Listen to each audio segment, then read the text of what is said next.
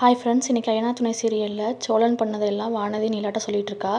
Pandi stop பண்ணுறான். வானதி தயவு செஞ்சு சொல்லாத, அதெல்லாம் ஒன்றும் இல்லை அண்ணின்னு சொல்லிட்டு இருக்கா. வானதி வந்துட்டு இல்லை பாண்டி நான் சொல்லுவேன், நான் இருந்தால் எவ்வளோ நேரம் ஓட்டிகிட்டு இருப்பார் என்னைய அப்படின்னு சொல்லிட்டு இருக்கா. நிலா ரொம்பவே ஃபீல் பண்ணுறா.